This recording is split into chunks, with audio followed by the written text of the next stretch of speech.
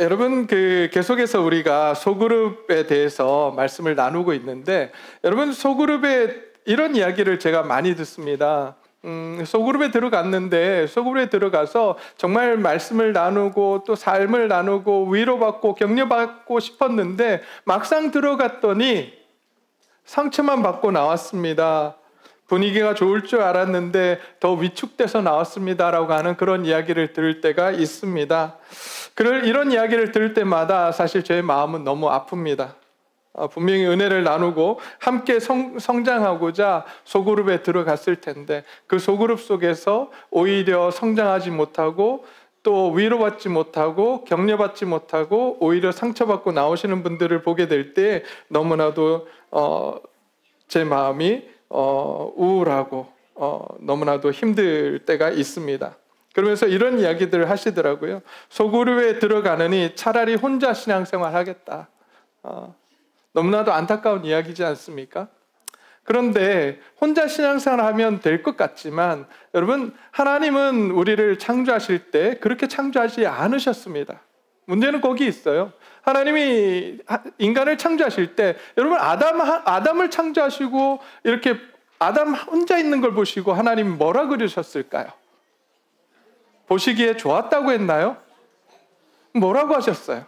보시기에 좋지 않았다라고 말씀하십니다. 그래서 하나님께서는 아담을 통해서 하와를 만드시고 하와를 붙여주셨어요. 그리고 나서 하신 이야기가 뭐냐면 좋았더라라고 하시는 말씀을 하시는 거예요. 인간은 원래 그렇게 혼자서 믿음 생활하게 돼 있는 존재가 아닙니다. 혼자서 살아갈 수 있는 존재가 아니에요. 그래서 여러분, 한자에도 그것이 드러나잖아요. 한자, 사람 인자가 어떻게 되어 있습니까? 사람 인자 아시죠? 혼자 설 수 없다라고 해서 옆에 받치고 있잖아요. 사람은 혼자 설 수 없는 존재임을 세상 사람들도 알고 있어요. 하나님께서 그렇게 만드셨다라고 하는 걸 자연 계시를 통해서 그렇게 알고 있는 거예요. 근데 오히려 하나님을 안다라고 하는 우리가 우리 혼자서 믿음 생활하면 돼. 내가 혼자서 이렇게 믿음 생활할 수 있고 나는 혼자서 믿음을 성장할 수 있어라고 주장할 때가 있습니다. 그렇지 않다라고 하는 거죠. 하나님의 섭리에 어긋납니다. 우리는 항상 더불어서 살아가야 되고 공동체 안에서 성숙하도록 하나님이 부르셨습니다. 예수님조차도 제자들을 부르실 때 제자 한 명만 부르신 게 아니에요. 예수님은 몇 명의 제자를 부르셨죠? 12사도라고 하는 12명을 먼저 부르시고 나중에는 70명, 또 150문도 이렇게 넓혀 가셨단 말이에요. 한 사람을 부르신 것이 아니라 많은 사람들 불러서 함께 믿음 생활을 하게 하셨습니다. 그런데 여러분, 예수님께서 부르신 자들이 완벽했을까요? 그들은 항상 즐거웠고 그들은 항상 하나가 되었고 그들 안에서 화합했을까요? 그렇지 않았습니다. 그들을 보게 되면 실수도 많았고 갈등도 있었습니다. 그러나 예수님은 끝까지 그 공동체를 품으셨고 그들을 통해서 교회를 이루어 가셨습니다. 이제 우리는 건강한 교회, 건강한 소그룹을 꿈꿉니다. 상처 주는 공동체가 아니라 치유와 회복의 공동체, 서로 상처를 입히는 공동체가 아니라 서로를 세워주는 공동체가 되려고 우리는 노력할 것입니다. 겉으로만 웃는 공동체가 아니라 진심으로 서로를 위해서 울고 웃을 수 있는 공동체를 우리는 꿈꾸고 있습니다. 근데 이런 공동체가 쉽게 만들어지지는 않습니다. 그래서 오늘 골로새서 2장 말씀을 통해서 우리는 도대체 하나님께서 우리를 붙드시고 역사하시려고 하실 때에 건강한 공동체, 건강한 소그룹을 만들어 가시려고 하실 때에 우리는 어떤 노력을 해야 하는지 한번 살펴보도록 하겠습니다.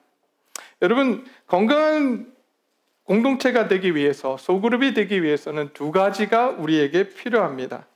그 두 가지라고 하는 것은 우리 자신이 어떠한 존재인지를 알아야 하고, 두 번째는 성령의 충만함을 받아야 합니다. 여러분, 예수님의 공동체조차 완벽하지 않았다라고 제가 말씀을 드렸습니다. 예수님의 제자, 이 12제자들이 여러분 갈등과 다툼이 있었을까요? 없었을까요? 확실합니까? 어떻게 아세요? 그냥 내 생각에 말씀을 보니까 나오잖아요. 그 말씀이 어디 있냐면 누가복음 9장에 나와 있습니다. 누가복음 9장에 가면 어떤 내용이 나오냐면 누가복음 9장에서 베드로와 요한, 야고보가 변화산으로 올라갑니다. 예수님과 함께 변화산에 올라가서 예수님이 변화하는 모습을 보았습니다. 그런데 그 변화산에 올라간 동시에 남아있는 제자들에게 누가 찾아오냐면 아버지하고 아들이 찾아옵니다. 근데 이 아들은 어떤 아들이었냐면 귀신 들린 아들이었어요. 그래서 너무나도 힘들게 살아가는 아이였기 때문에 예수님 앞에 나오면 이 아이의 이 귀신 들린 것을 고쳐주실 거라고 믿고 찾아왔습니다. 근데 마침 예수님이 계시지 않았어요. 제자들이 거기 있었습니다. 제자들이 서로 고치려고 노력합니다. 내가 고치겠다고, 또 내가 고치겠다고 서로 나서기 시작합니다. 고쳤을까요? 못 고쳤을까요? 못 고칩니다. 왜 못 고쳤을까요? 여러분, 그 전에 보면 제자들은요, 예수님께서 능력을 주셔서 파송받아 나갑니다. 파송받아 나가서 실제로 병도 고치고 귀신 들린 자들을 또 귀신을 내쫓기도 했다라고 성경은 기록하고 있습니다. 근데 이때는 안 돼요. 안 되는 거예요. 왜 그랬을까요? 이들 마음 가운데 무엇이 있었냐면, 내가 예수님이 안 계실 때 내가 이 아이의 귀신을 내쫓으면 이 무리 안에서 내가 뭐가 될 거다? 이게 될 거다. 높아지기 위해서, 내가 조금 더 높아지기 위해서 지금 귀신을 내쫓으려고 했기 때문입니다. 하나님이 그 자리에서 역사하지 못하세요. 우리의 교만함 가운데 하나님은 일하지 않으십니다. 제자들이 아무리 해도 고칠 수가 없었어요. 그때 예수님께서 이렇게 말씀하십니다. 너희가 어린아이와 같지 않으면 안 된다. 어린아이와 같이 순전하고 어린아이와 같이 하나님을 온전히 의지하라는 말씀을 그때 하세요. 뿐만 아닙니다. 누가복음 22장을 가게 되면 예수님께서 마지막 제자들과 마지막 유월절 만찬을 갖고 계십니다. 여러분, 지도자나 아니면은 좀 이렇게 높은 사람이 오면 그 집에 들어오게 되면 제일 먼저 유대인 문화 속에서 제일 먼저 하는 일이 무엇이었을까요? 우리가 잘 알고 있듯이 발을 씻어주는 거예요. 근데 예수님이 오셨음에도 불구하고 제자들이 예수님의 발을 씻어드렸을까요? 안 씻어드렸을까요? 안 씻어줘요. 여러분, 왜 그랬을까요? 이들 안에 예수님이 곧 십자가에 달려 죽으셔야 하는데 여전히 제자들은 뭐 하고 있냐면 누가 더 높으냐를 두고 싸우고 있습니다. 발은 누가 씻어줄까요? 제자들이 씻어야 되는데 그 문화 속에서는 가장 낮은 사람이 그들의 발을 씻어주게 돼 있었단 말이에요. 그러면 누군가 예수님의 발을 씻어주는 사람이 그 중에서 어떤 사람이라고 하는 거예요? 가장 낮은 사람이라고 하는 거죠. 그러니까 내가 높아지고 싶은데 나는 너희들보다 좀 더 높은데 서로 눈치 보는 거예요. 네가 해. 나는 너보다 높잖아. 내가 서열이 좀 더 높잖아. 계속해서 서로를 바라보고 있는 거예요. 그러면서 예수님께서 오셨음에도 불구하고 발을 씻어주지 않습니다. 아무도 나서지 않아요. 그때 예수님께서 제자들의 발을 씻어주시면서 천국에서 높은 자는 섬기는 자다. 내가 섬김을 받으러 온 사람이 아니라 섬기러 왔다라고 말씀을 하세요. 그런 공동체, 서로 갈등하고 서로 교만해서 서로 섬기지 못했던 그 공동체가 어떤 공동체라고요? 예수님의 제자들이었어요. 여러분, 그런 사람들이었는데 놀라운 일이 일어납니다. 그들을 통해서 하나님은 놀라운 역사를 이루셨어요.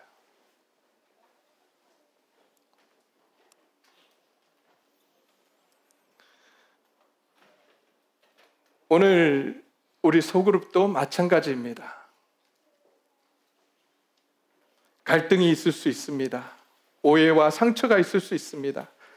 그러나 하나님은 예수님의 제자들이 그렇게 부족함에도 불구하고 그들을 붙드시고 교회를 이루어 가셨던 것처럼, 하나님의 놀라운 능력을 이루셨던 것처럼, 사명을 감당케 하셨던 것처럼, 오늘날 우리의 소그룹이 불완전하고 연약하고 갈등이 있는 이러한 소그룹임에도 불구하고 하나님은 이제 우리를 붙들고 가십니다.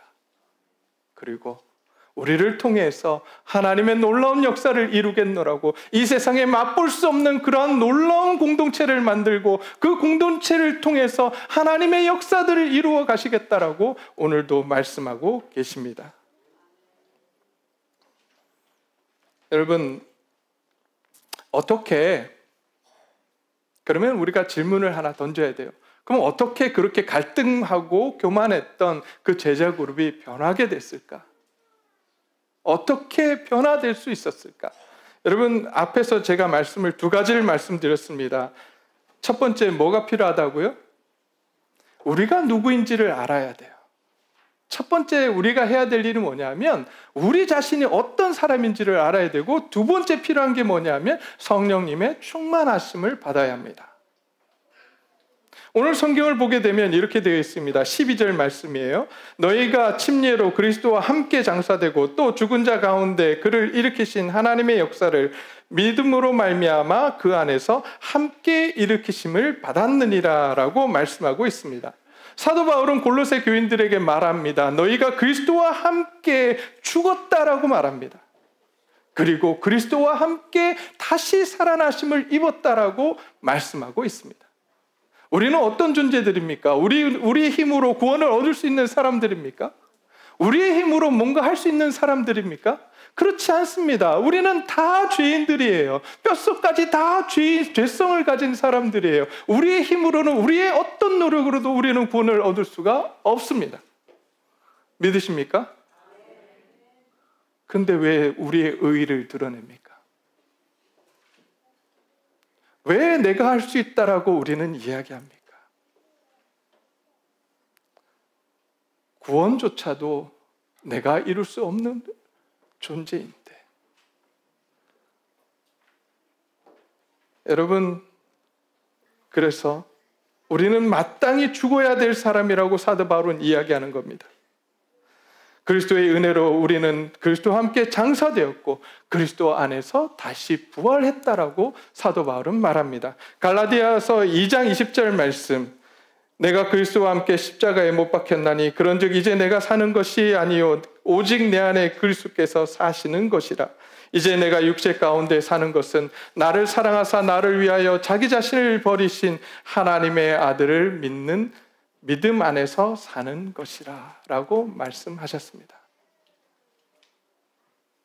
이제 우리는 어떤 존재냐면 내가 살아있는 것이 아니라 내 안에 누가 살아있어요? 예수님. 예수님이 살아있는 자들입니다. 내가 살아서는 안 돼요.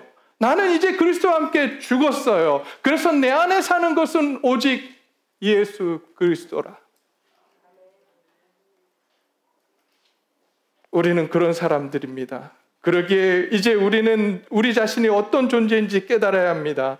우리가 어떤 존재인지 알았다면 그 존재성에 맞는 삶을 살아가야 합니다. 이제 더 이상 옛사람의 방식, 정죄하고 비교하고 경쟁하는 자들이 아니라 이제 예수님의 핏값으로 이른 새 사람의 방식, 용서하고 격려하며 사랑하는 사람들로 살아가야 하는 것입니다. 저와 여러분들이 이제 새 사람으로 살아가기를 원합니다. 새로운 방식의 삶으로, 새 사람에 걸맞게 예수님의 사람으로 걸맞는 자들로 살아가는 저와 여러분이 되기를 주의 이름으로 축원드립니다. 이제 두 번째, 우리가 누구인지 알았다면 우리에게 필요한 것은 성령님의 충만함입니다. 새 사람으로 살아가기 위해 우리는 성령님으로 인해서 충만해져야 합니다. 여러분, 예수님께서 제자들에게 사명을 주실 때 이렇게 말씀하셨습니다. 사도행전 1장 8절입니다. 오직 성령이 너희에게 임하시면 너희가 권능을 받고 예루살렘과 온 유대와 사마리아와 땅끝까지 이르러 내 증인이 되리라고 말씀하셨습니다. 여기서 전제가 뭐예요? 증인이 되는데 전제가 뭐예요? 오직 성령이 너희에게 임하시면이에요. 실제로 사도행전 2장으로 가면 성령님이 이제 제자들에게 임하십니다. 제자들이 변하기 시작합니다. 제자들이 부족했던 제자들이 완전해집니다. 온전해집니다. 그래서 주의 말씀을 증거하자 많은 사람들이 주께로 나아옵니다. 자기 자신의 삶을 주께 드리자 이제 하나님은 그 가운데 공동체 가운데 놀랍게 역사하셔서 많은 사람들이 주께로 돌아오게 하는 놀라운 역사들을 이루어 가셨습니다. 근데 여기서 우리가 오해해서는 안 되는 것이 하나 있습니다. 성령의 충만함입니다. 우리는 성령의 충만함이라고 이야기하니까 이것을 감정적인 것으로 바라보고 은사적인 것으로만 생각을 합니다. 근데 여러분 에베소서 5장 18절을 보게 되면 사도 바울이 이렇게 말합니다. 술 취하지 말라 이는 방탕한 것이니 오직 성령의 충만함을 받으라.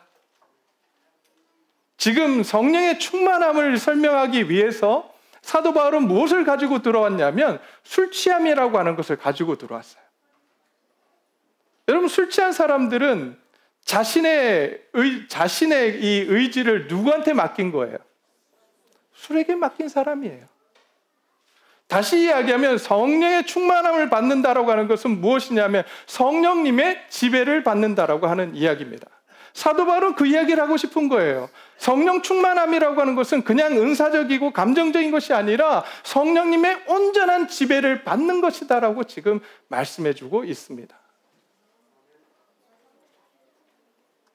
실제로 사도행전 2장에서 제자들에게 성령의 충만함을 받자 이들은 이제 자기 자신의 이야기를 하는 게 아닙니다.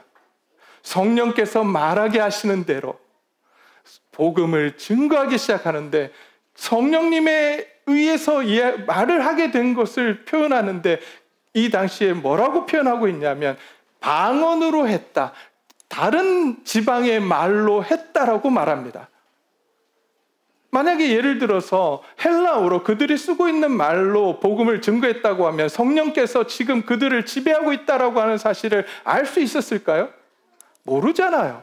그러니까 성령께서 어떻게 일하셨냐 하면 그들에게 각자의 언어, 그들이 모르는 언어, 그러나 지금 있는 많은 사람들, 예루살렘에 들어와 있는 많은 사람들, 여러 나라 사람들의 언어로 하나님의 복음을 증거케 하셨어요.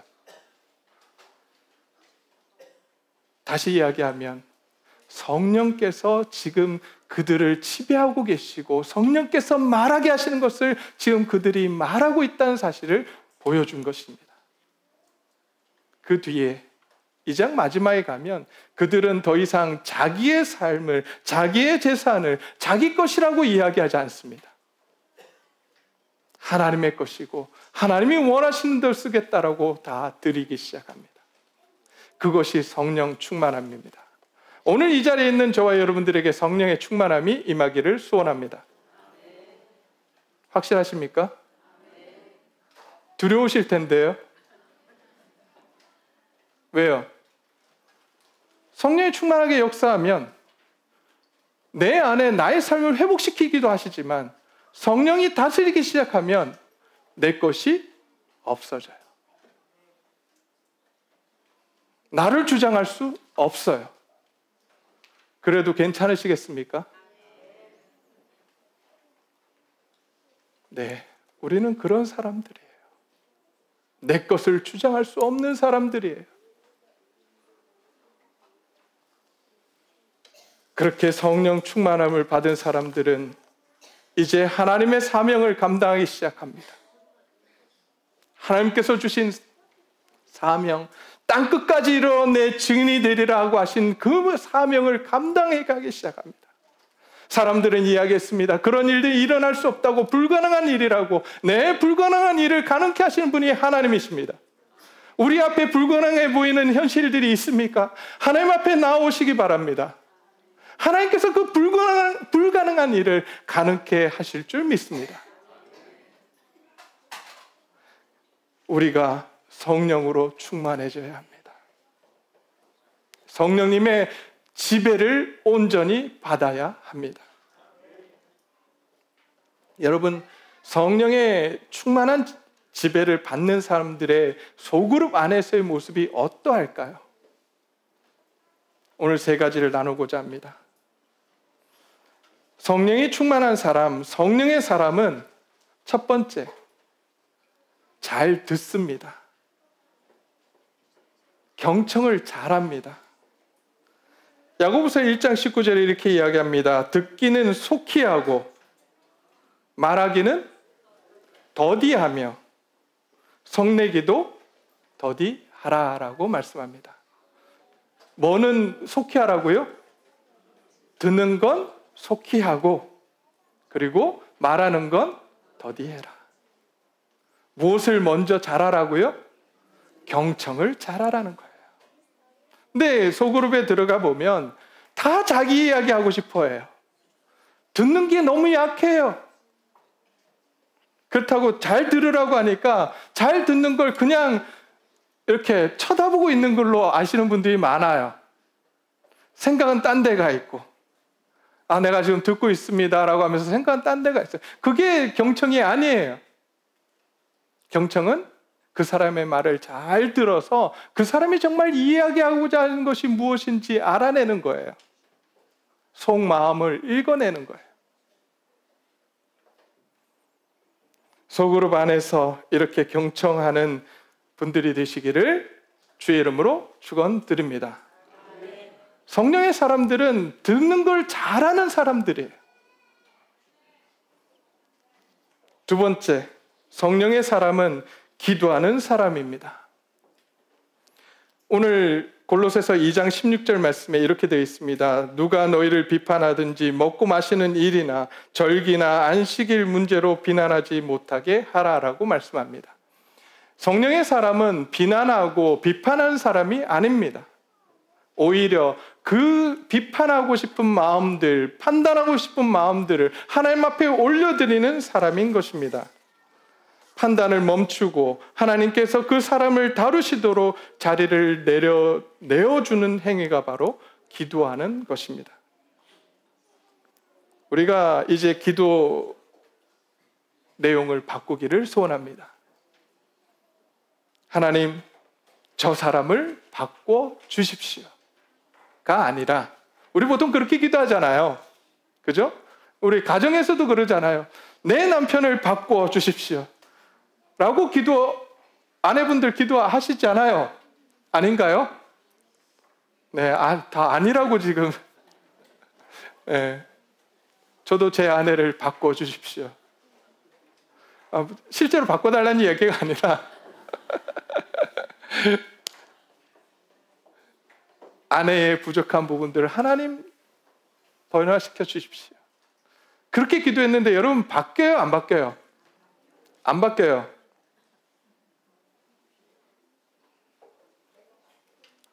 예, 맞아요. 하나님 대신에 누구를 바꾸시냐면 나를 바꾸세요. 기도 내용이 잘못된 거예요. 어떻게 기도해야 됩니까? 하나님, 제가 그를 사랑하고 이해할 수 있도록 저를 변화시켜 주십시오. 이런 기도를 하는 우리 동네제일교회 성도님들이 되시기를 주의 이름으로 축원드립니다. 이게 손해보는 것 같죠? 아니요. 하나님이 이 기도에 일하시기 시작합니다. 나를 바꾸시고, 나를 바꾸신 이후에 나를 통해서 내 남편, 내 아이, 내 아내를 바꾸시기 시작합니다. 세 번째, 성령의 사람은 진솔한 나눔을 합니다. 마음을 여는 용기를 가진 사람입니다. 사람들은 갈등을 피합니다. 자신의 감정을 감춥니다. 그러나 공동체는 자신의 감정을 감추는 곳이 아닙니다. 오히려 건강하게 표현하고 회복하는 곳이 바로 소그룹 공동체입니다. 그런데 이 진솔한 나눔을 위해서 누가 먼저 내 자신의 마음을 열어야 할까요? 누가 먼저 열어야 할까요? 누구요? 내가 먼저 나눠야 돼요. 특별히 우리 목자님들, 인도자님들이 먼저 내 자신의 삶을 열어야 합니다. 자, 우리 나눠볼까요? 자, 누구 한번 나눠보세요. 됩니까? 안 됩니까? 안 돼요.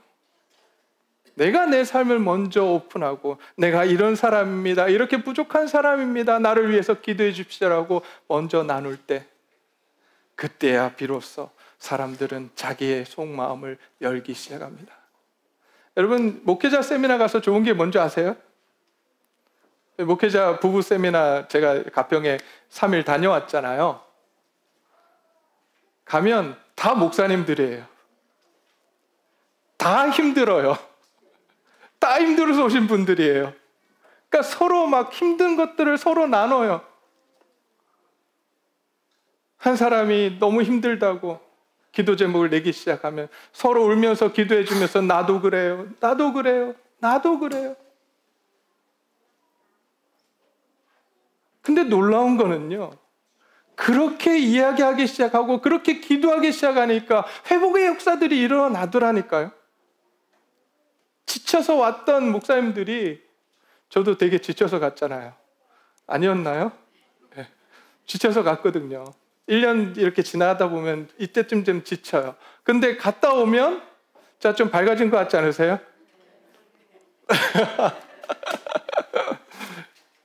바뀌어요. 월요일과 수요일에 목사님들의 얼굴이 달라지는 걸 옆에서 지켜봅니다. 소그룹은 그런 역사가 있습니다. 서로의 삶을 나누고 서로를 위해서 기도할 때에 서로의 이야기를 들어줄 때에 하나님은 그곳에서 일하시기 시작하고 하나님은 그곳에서 우리의 삶을 변화시키기 시작합니다. 이런 놀라운 역사가 우리 안에 일어나기를 소원합니다. 여러분, 이제 말씀을 맺고자 합니다. 여러분, 어떤 소그룹을 꿈꾸십니까? 어떤 공동체에 속하기를 원하십니까? 제가 있었던 교회 공동체, 미국에 있었던 교회 공동체 안에서 놀라운 역사들이 일어났었습니다. 서로의 삶을 나누고 서로를 위해서 기도할 때에 아픈 사람들의 병이 낫고,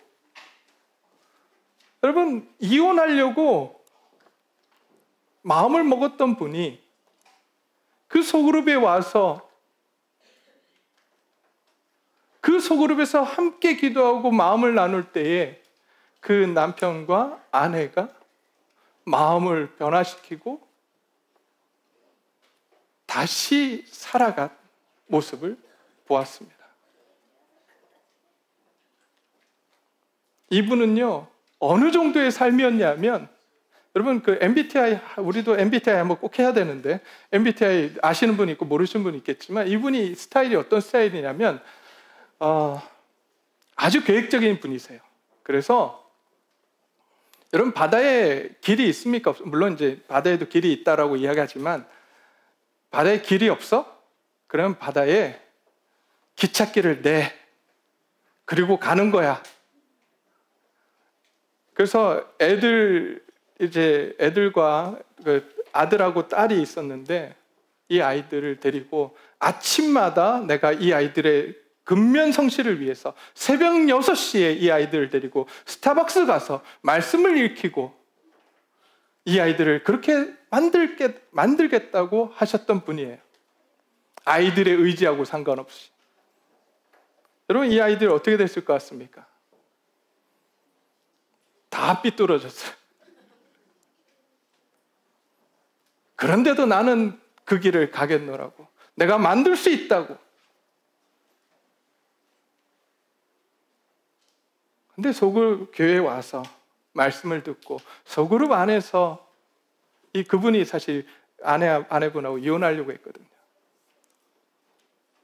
들어와서 변하기 시작했어요. 바뀌기 시작했어요. 지금 너무 잘 살아요. 아들, 딸들이 돌아왔어요.